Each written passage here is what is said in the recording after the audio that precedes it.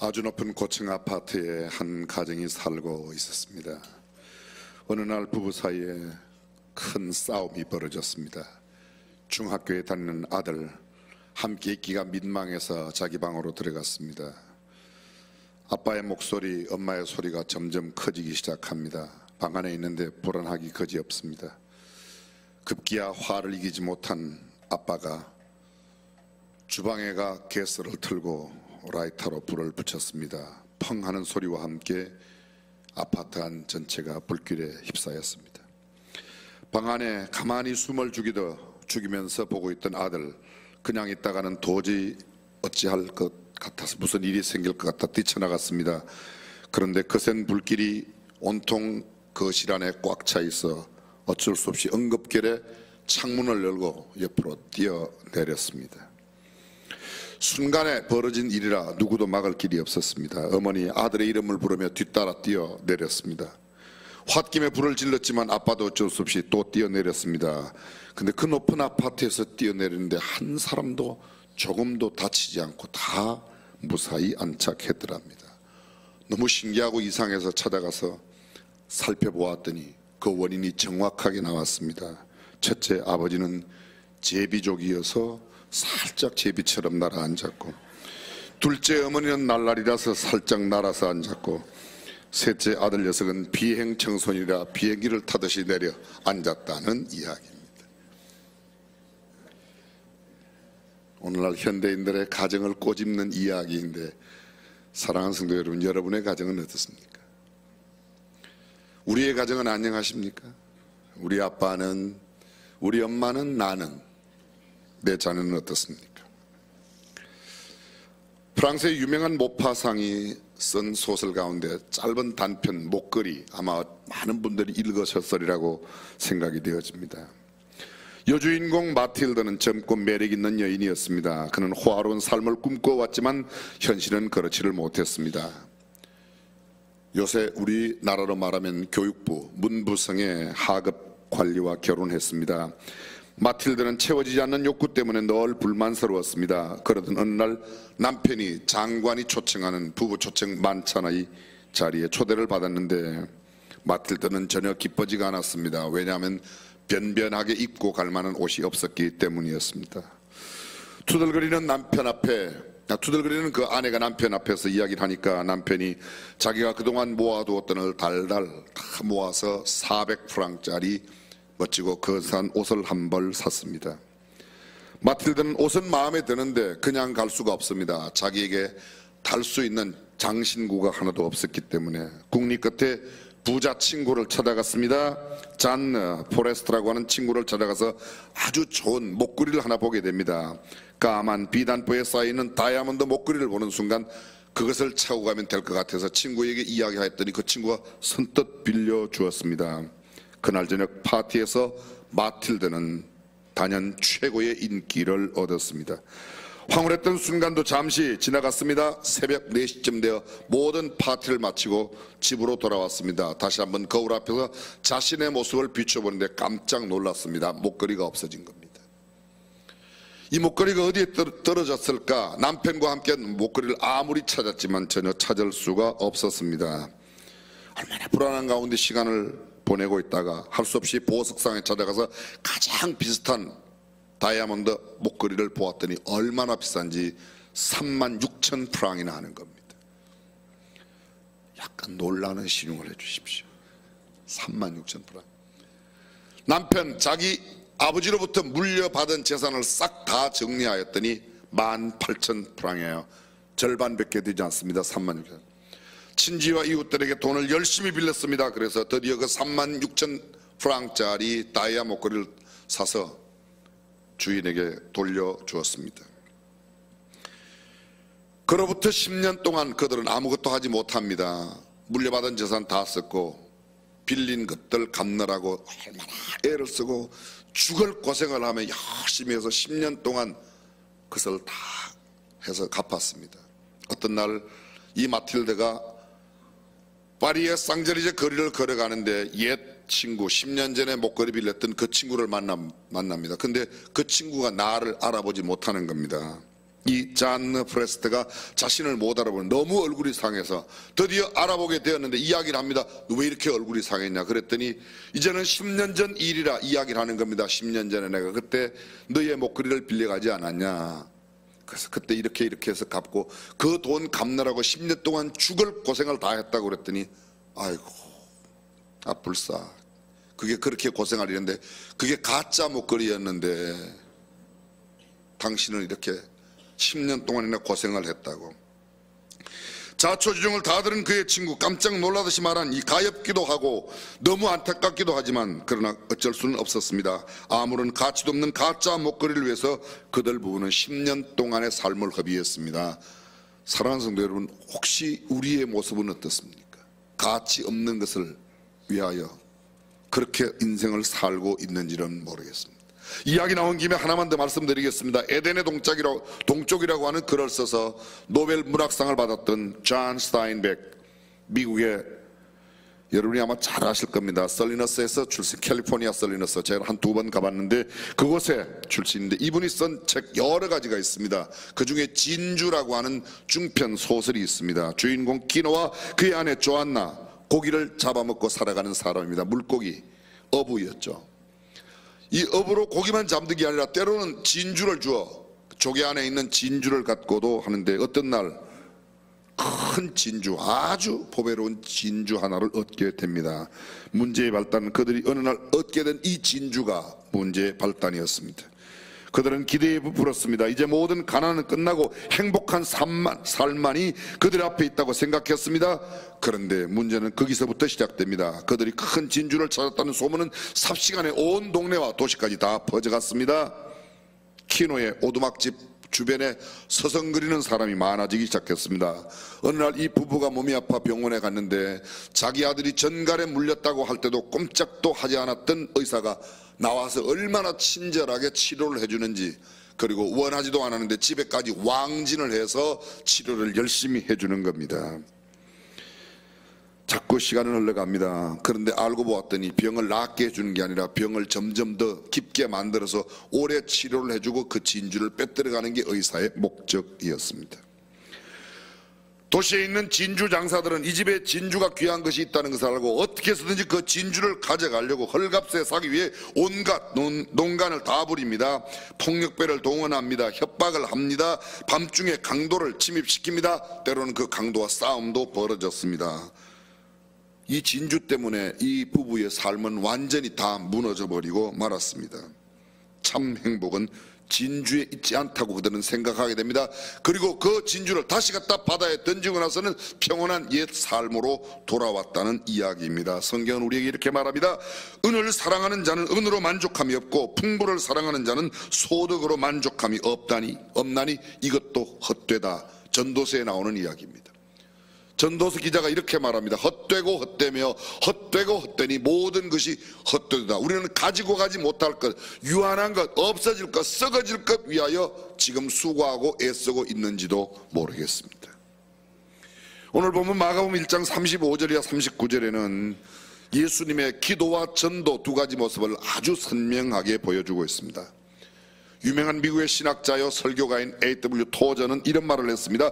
열심 있는 그리스도인들이 범할 수 있는 가장 보편적인 과오는 하나님의 일에 너무 바쁜 나머지 하나님과 함께하는 시간, 하나님과 교제하는 시간, 하나님께 기도하는 시간을 게을리한다는 것입니다. 열심히 찬양을 하고 열심히 주일학교 교사로 봉사하고 교회 일을 열심히 섬기고 소그룹 활동을 하는데 정작 중요한 하나님과의 교제인 기도하는 시간을 완전히 다 배제해버려서 기도하는 시간이 없는 그런 사람. 계속해서 그는 말합니다. 이런 사람들은 머지않아 하나님의 일에 대한 의욕도 상실하고 시험에 빠질 가능성이 많다고 이야기했습니다. 마치 연애하는 자매가 자신의 연애 상대인 형제에게 줄 옷을 준비한다는 명분하에 애인 만나지 않고 계속 따로 있다가 옷을 가지고 왔습니다. 자기 친구 애인 남자는 원하는 게 옷보다도 함께 있고 대화하고 함께 시간을 지나는 것을 원하는데 그것을 하지 않고 선물 뜬다고. 우리는 혹시 그렇지 않습니까?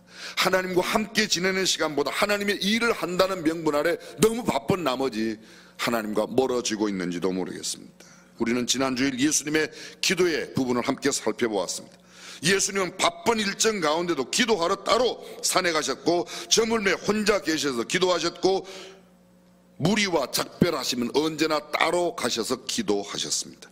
예수님은 수시로 한적한 곳에 가셨습니다. 예수님은 침례를 받으시고 기도하셨습니다. 예수님의 공생의 시작도 40일 동안에 금식하며 기도하신 뒤에 출발하셨습니다. 예수님은 12제자를 선택하기 전날 밤새도록 기도하셨습니다.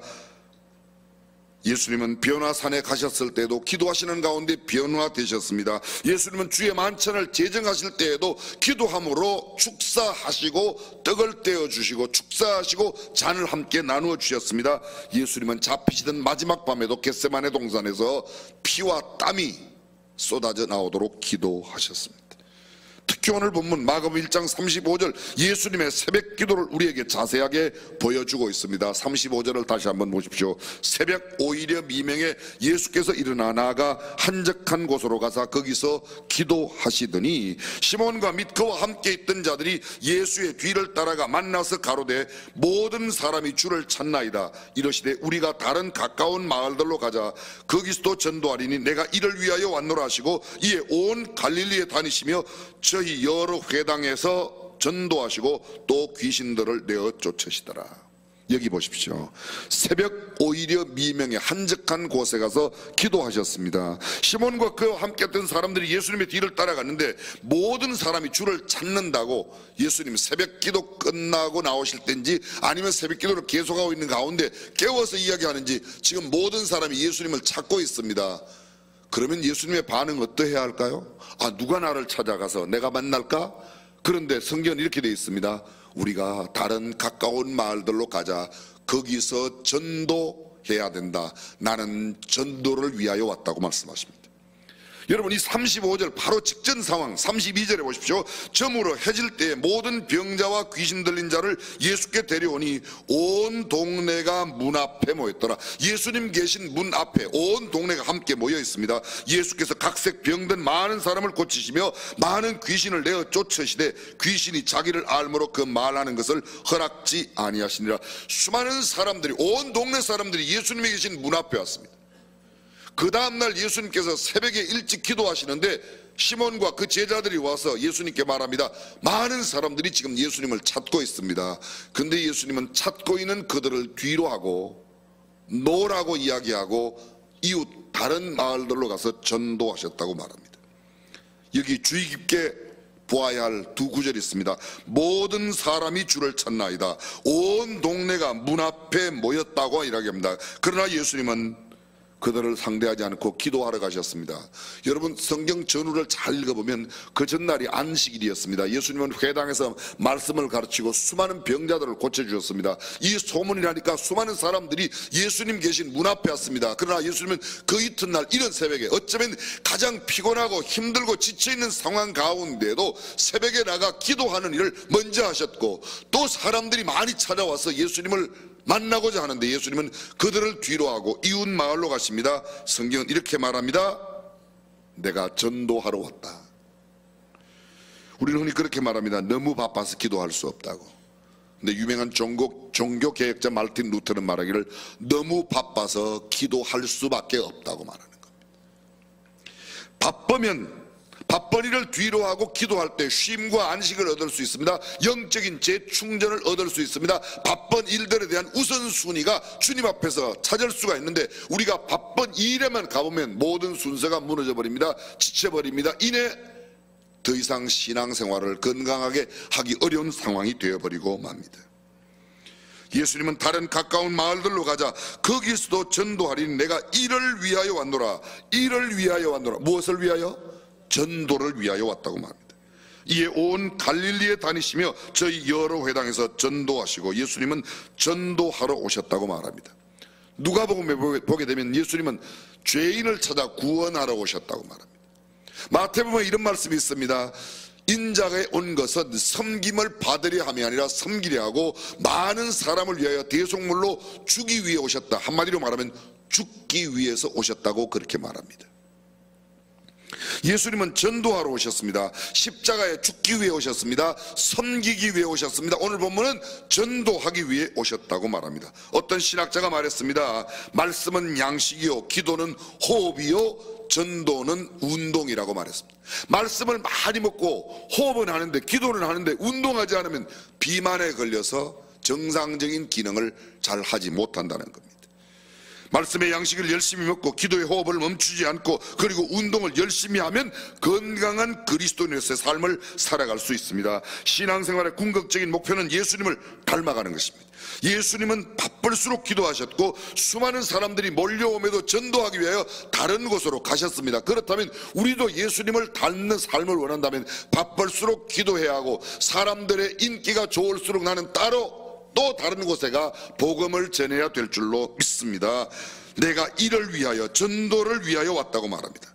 예수님 닮기를 원하는 저와 여러분들, 어떤 바쁜 상황 가운데도 기도 먼저, 수많은 사람들이 나에게 몰려와도 복음 전하는 일을 우선순위에 둘 수 있기를 주님의 이름으로 축원합니다.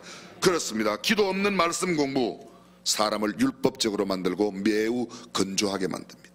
말씀 없는 기도, 사람을 무속적이거나 감상적으로 만들어버립니다. 말씀과 기도 없는 전도, 열매가 없습니다. 철학을 심으면 학문을 거둡니다. 기도를 심으면 능력을 받습니다. 물질을 심으면 부유하게 됩니다. 찬양을 심으면 기쁨과 즐거움이 있습니다.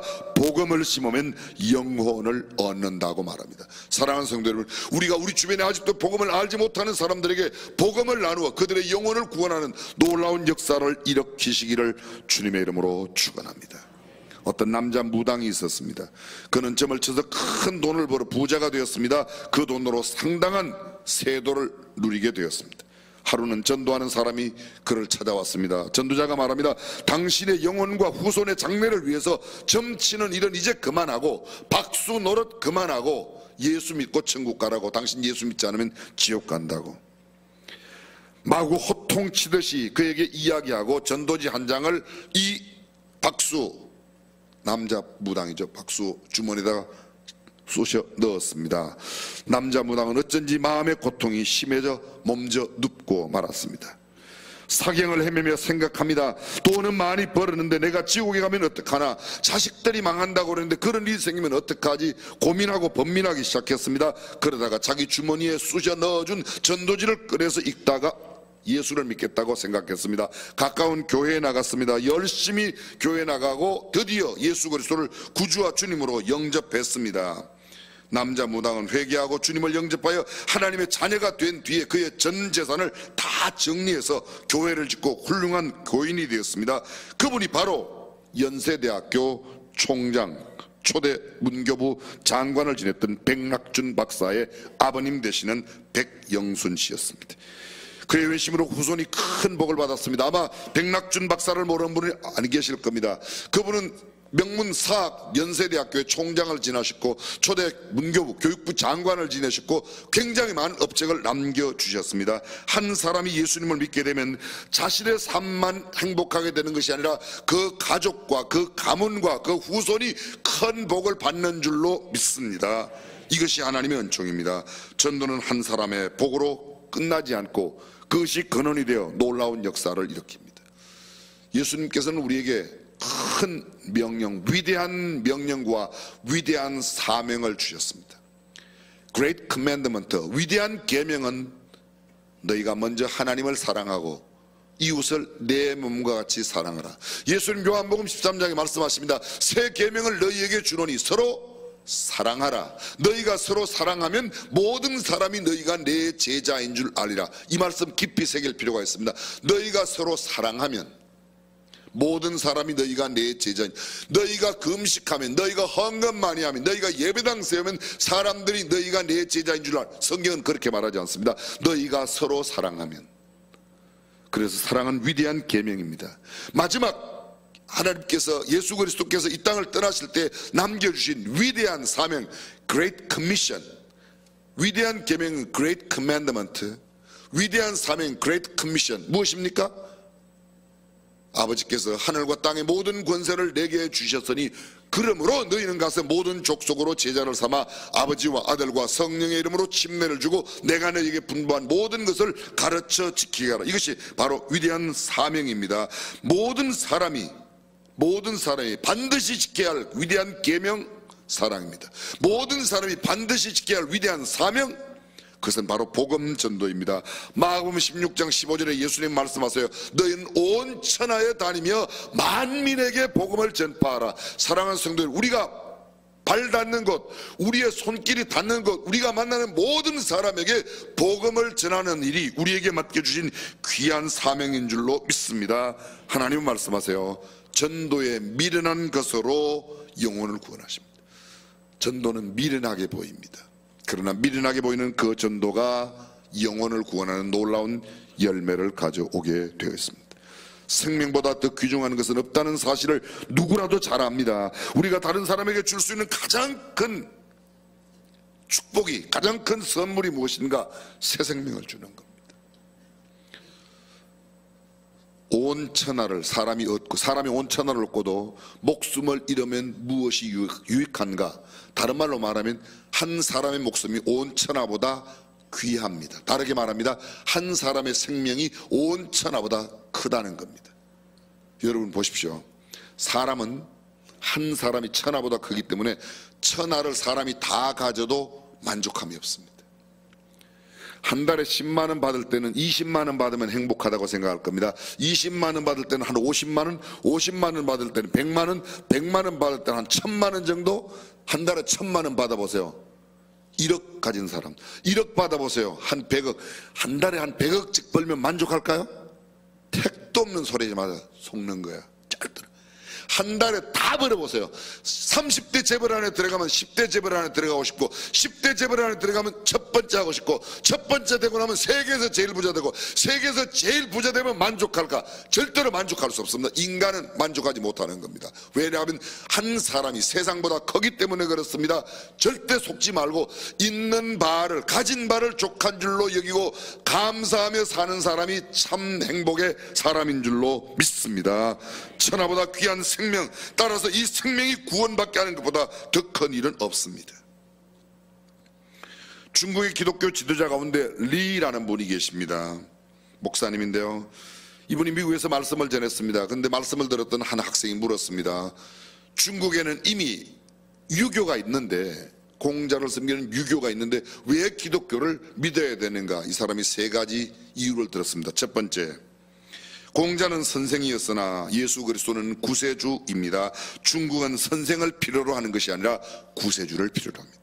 두 번째, 공자는 죽었습니다. 그리스도는 죽음에서 살아나셨습니다. 중국은 무덤 속에 공자보다 부활하신 예수 그리스도가 필요합니다. 세 번째, 공자는 어느 날 예수 그리스도 앞에 서게 될 것입니다. 그리스도의 심판을 받게 될 것입니다. 중국은 그리스도를 심판자로 만나기 전에 구세주로 만나야 합니다. 이건 중국뿐만 아니라 모든 세상의 사람들이 예수님을 구세주로 만나면 심판자 앞에 서는 것이 아니라 보상을 주시는, 상급을 주시는 분 앞에 서게 되고, 예수님을 구세주로 만나지 못한 사람은 심판을 받게 되어 영원한 지옥의 형벌을 면할 수 없다는 겁니다. 사랑하는 성도 여러분, 우리 가운데 그 어떤 누구도 예수님을 주님으로 만나지 못하는 사람이 있어 심판대 앞에 서지 않고 모두가 예수 그리스도를 구주로 만나 상급을 누리시는 저와 여러분이 되시기를 주님의 이름으로 축원합니다.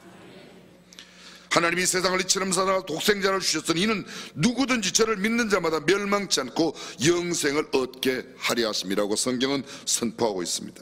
세계 제2차 대전이 끝났을 때 독일교의 대표적인 지도자 마르틴 리멜더라는 목사가 발표를 한 책임, 2차 대전 책임 백서라고 하는 글이 있습니다.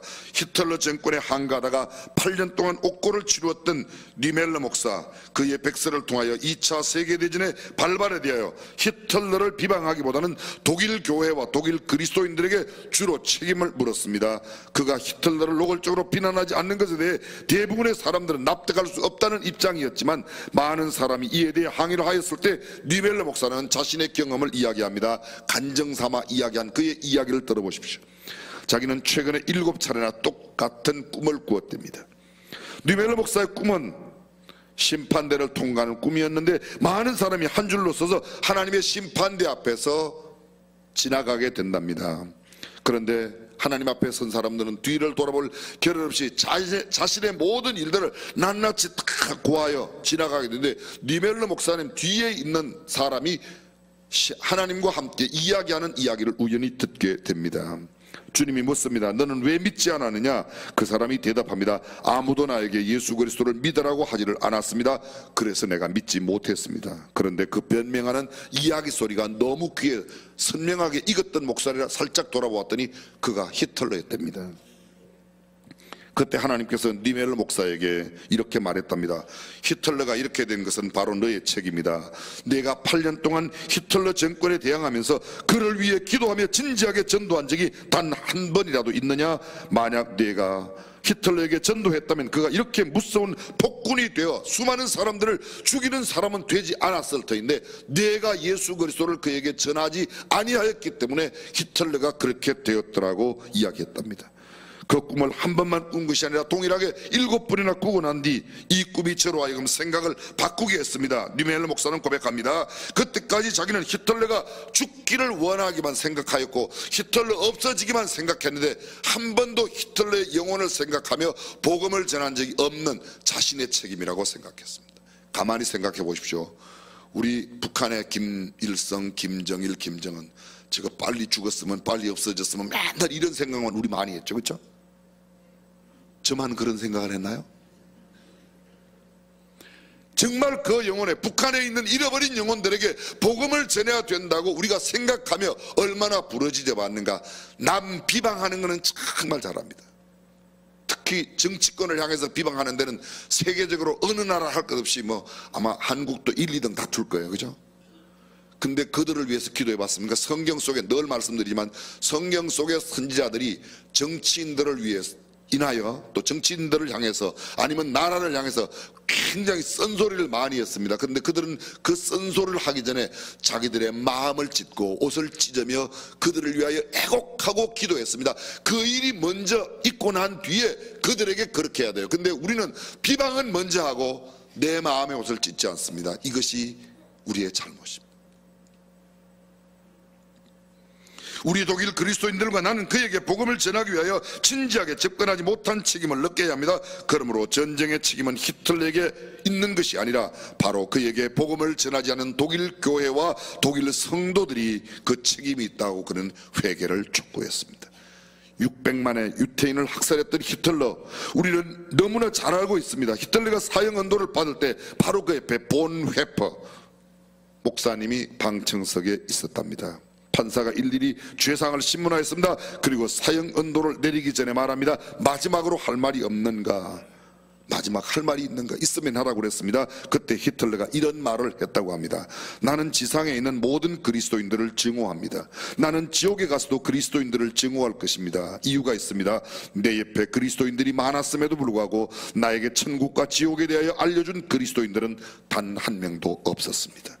솔직히 말합니다. 나는 지옥에 가는 것이 억울합니다. 그리스도인들이 내게 알려주지 않아서 지옥에 가기에 나는 지옥에 가서도 그리스도인들을 증오할 것입니다.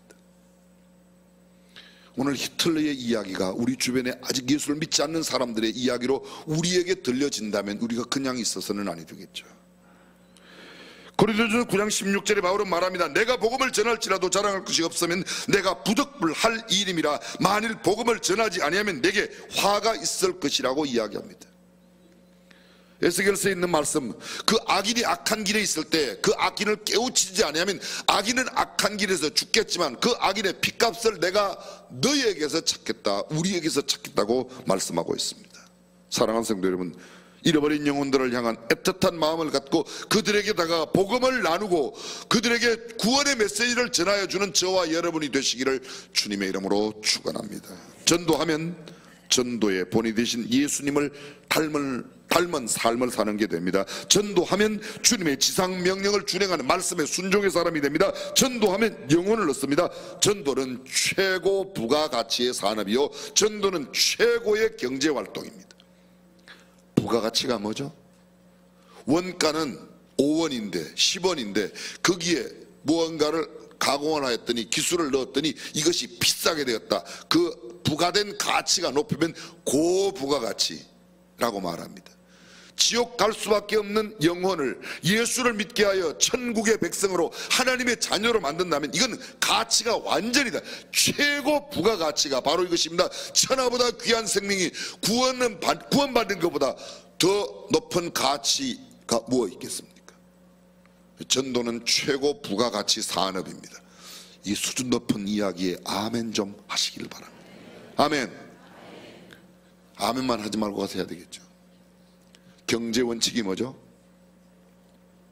경제 원칙이 뭐냐고 여쭤봤어요. 최소의 노력이나 비용을 들여서 최대의 효과, 열매를 얻는 게 경제 원칙이에요. 가장 적게 투자하고 가장 많이 얻는 것, 그게 뭐겠습니까? 복음을 투자하여 영혼을 얻는다면 한 영혼은 천하보다 귀한데 어떤 회사 돈 얼마 받는 것보다 훨씬 더 큰 경제 활동, 복음 전하는 겁니다.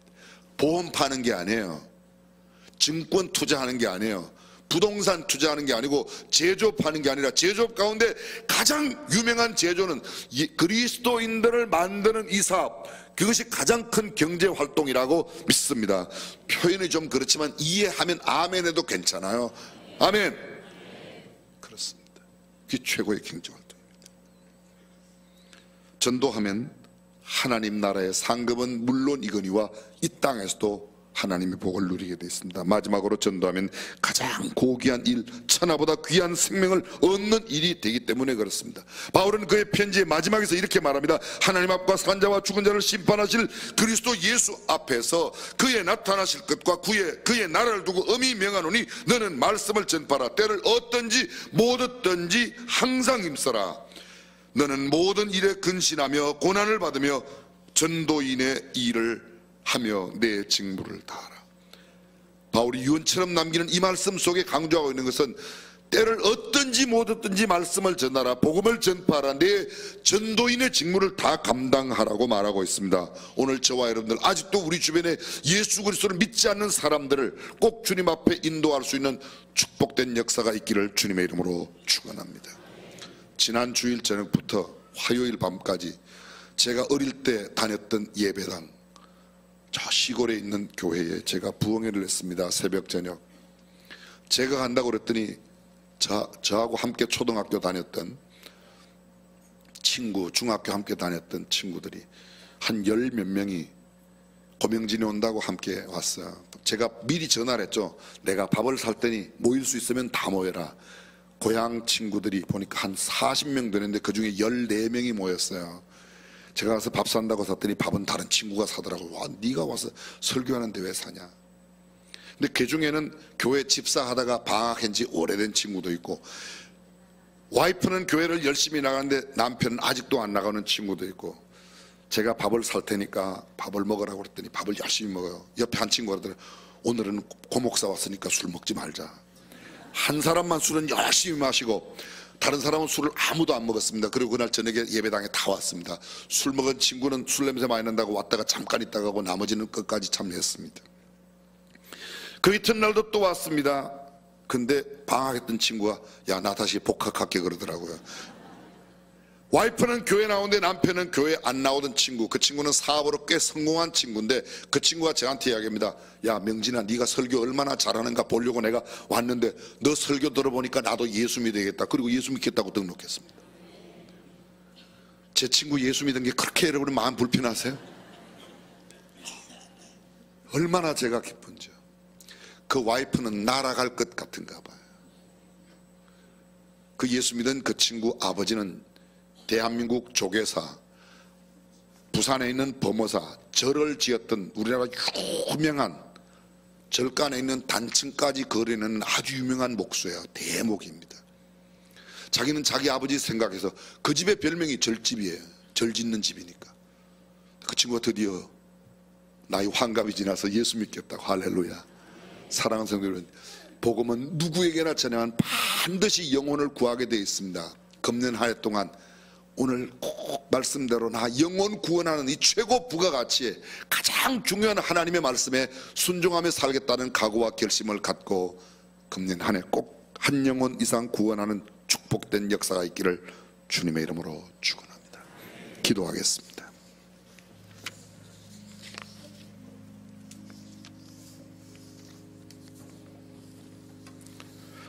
전능하신 우리 하나님, 무엇보다 시급한 일, 무엇보다 중요한 일, 가장 가치 있는 일, 주님의 마지막 지상 명령이요, 우리에게 허락하신 대사명 잘 감당하여 잃어버린 영혼 주님 앞에 인도하는 우리가 되게 하여 주옵소서. 우리 주님 예수님의 이름으로 기도합니다.